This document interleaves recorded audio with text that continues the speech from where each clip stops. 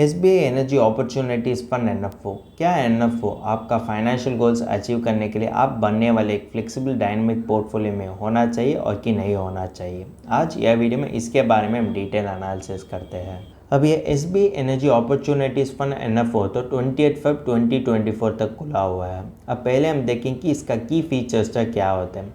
ये तो energy category के अंदर होने वाले एक एनएफओ होता है। ये तो ओपन एंडेड फंड टाइप होते हैं। निफ्टी एनर्जी टीआरई इसकी बेंचमार्क की तरह उपलब्ध कर दिया जाते हैं और इसका मिनिमम अमाउंट फॉर इन्वेस्टमेंट होते हैं कि ₹5000 और फंड मैनेजर का नाम होते हैं कि राज गांधी।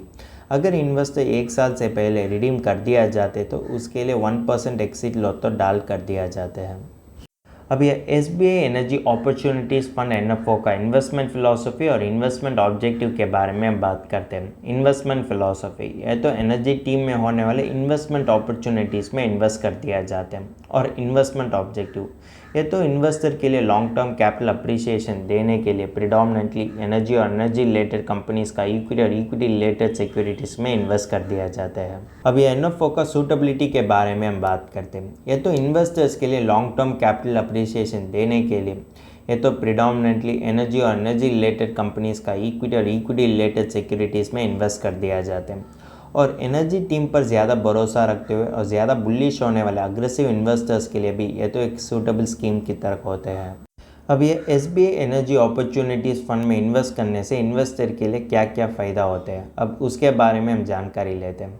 ये तो एनर्जी टीम में होने वाले टॉप परफॉर्मिंग कंपनीज़ में उसका फंड्स तो डाइवर्सिफाई कर दिया जाते हैं। अगर आप देखें तो जो एनर्जी टीम में इन्वेस्ट करने के लिए इच्छा कर दिया जाते हैं उसके लिए तो आइडियल स्कीम की तरह होते हैं। अगर एनर्जी टीम अच्छा तरीके से भविष्य काल में परफॉर्म कर दिया जाते तो उन इन्वेस्टर्स तो इन्फ्लेशन बीटिंग रिटर्न्स भी कमा कर सकेंगे, क्योंकि यह तो एक तरीके का high risk high return policy होने के कारण। और एनर्जी टीम पर ज़्यादा भरोसा रखते हुए और ज़्यादा बुलिश होने वाले अग्रेसिव इन्वेस्टर्स के लिए भी यह तो एक सूटेबल स्कीम की तरह होते हैं।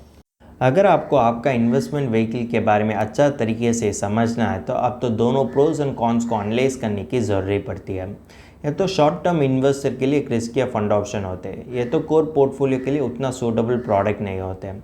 और आप एज ए इन्वेस्टर यह ध्यान रखना चाहिए कि सभी ग्रेट टीम्स तो आपको स्टॉक मार्केट रिटर्न्स तो जनरेट नहीं कर पाएगी और यह टाइम्स ओवर एक्सपोजर देने के कारण आप तो एक गलती इन्वेस्टमेंट डिसीजन भी ले सकेंगे।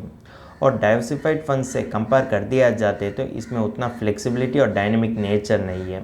ये तो आपका कोर पोर्टफोलियो के लिए ज़्यादा वॉलीटिलिटी तो जोड़ कर सकेंगे और इसमें ज़्यादा कंसंट्रेशन रिस्क भी पड़ती है। अगर एनर्जी टीम किसी भी कारण के लिए अंडर परफॉर्म कर दिया जाते तो इन्वेस्टर के लिए फाइनेंशियल गोल्स अचीव करने में कठिन लगती है। अगर आप इसी तरह एनएफओ चुनने के बारे में सोचते हैं तो आपका टाइमिंग और सर्कल ऑफ कॉम्पिटेंस तो हायर साइड में होने की ज़रूरत पड़ती है। इसी कारण के लिए आप तो फाइनेंशियल प्लानर की कंसल्ट करने की ज़रूरत पड़ सकेंगे, क्योंकि उसके लिए पता चलते हैं कि यह एनएफओ आपका इन्वेस्टमेंट पोर्टफोलियो में होना चाहिए और कि नहीं होना चाहिए। हमने अब तक के SBI energy opportunities fund NFO के बारे में सभी की पैरामीटर्स को एनालाइज कर दिया जाते हैं। अब समय आ गया कि इसका फाइनल टेक अवे देने के लिए। अगर आप एज ए इन्वेस्टर आपका फ्यूचरिस्टिक फाइनेंशियल गोल्स अचीव करने के लिए एनएफओ में इन्वेस्ट करना चाहिए और कि नहीं इन्वेस्ट करना चाहिए। अगर आप तो एक फर्स्ट टाइम इन्वेस्टर हो और कि कंजर्वेटिव इन्वेस्टर है तो आप तो बिल्कुल ये एनएफओ को अवॉइड करने की ज़रूरत पड़ती है। कारण होता है कि एनएफओ में कोई भी ट्रैक रिकॉर्ड और पोर्टफोलियो नहीं होने के कारण आपके लिए पता नहीं चलते कि यह एनएफओ वजह से आप तो फाइनेंशियल गोल्स अचीव कर पाएगी या नहीं। अगर आप एनर्जी अपॉर्चुनिटीज़ फंड में इन्वेस्ट करने के लिए इच्छा कर दिया जाते तो भी मार्केट में देखेंगे तो अच्छा ट्रैक रिकॉर्ड होने वाले एक्सिस्टिंग एनर्जी टीमैटिक फंड्स तो अवेलेबल होते हैं। अगर आप उससे किसी भी फंड को चुन कर दिया जाते तो भी वो तो आपको फाइनेंशियल गोल्स अचीव करने के लिए ज़्यादा तरीके से मदद कर सकेंगे। अब यह SBI energy opportunities fund NFO तो आपका कोर पोर्टफोलियो के लिए उतना सूटेबल प्रोडक्ट नहीं होते। अगर आपको एनर्जी टीम के बारे में उतना जानकारी ना है तो भी अब तो बिल्कुल एनएफओ को अवॉइड करने की ज़रूरत पड़ती है। अगर आप एक अच्छा इन्वेस्टमेंट प्लान बनने के बारे में सोचते हैं और एक अच्छा इन्वेस्टमेंट पोर्टफोलियो बनने के बारे में सोचते हैं तो अब तो ज़रूर फाइनेंशियल प्लानर की मदद लेना चाहिए, क्योंकि वो बताते हैं कि आपका इन्वेस्टमेंट ऑब्जेक्टिव और आपका इन्वेस्टमेंट पोर्टफोलियो का इन्वेस्टमेंट ऑब्जेक्टिव अलाइन होते हैं या नहीं और आपका रिस्क प्रोफाइल सही होते या नहीं।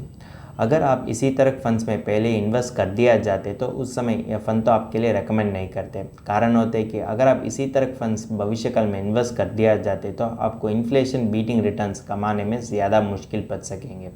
अगर ये NFO आपका इन्वेस्टमेंट पोर्टफोलियो में एक आइडियल इन्वेस्टमेंट प्रोडक्ट होते हैं तो भी फाइनेंशियल प्लानर आपको गाइडेंस दे सकेंगे आप तो जितना इन्वेस्ट करना चाहिए और जितना इन्वेस्ट करने से आप तो एक आपका फाइनेंशियल गोल्स अचीव कर सकेंगे।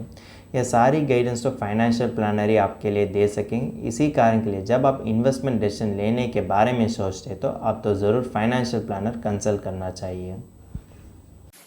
अगर तुमको इस टॉपिक में और कोई अदर फाइनेंस और इन्वेस्टमेंट रिलेटेड टॉपिक में संदेह है तो हमारा फाइनेंशियल एक्सपर्ट के साथ अपॉइंटमेंट बुक कर सकता है। अपॉइंटमेंट का लिंक डिस्क्रिप्शन में दिया गया है। और फिर इन्वेस्टमेंट के बारे में और फाइनेंस के बारे में तुमको ज़्यादा बताना चाहिए तो हमारा लाइव वेबिनार अटेंड कर दीजिए। वेबिनार का लिंक भी डिस्क्रिप्शन में दिया गया है। वेबिनार एब्सोल्युटली फ्री है। इस वीडियो तुमको पसंद है तो लाइक कर दीजिए, फ्रेंड्स के साथ शेयर कर दीजिए और ज़रूर सब्सक्राइब कर दीजिए। धन्यवाद।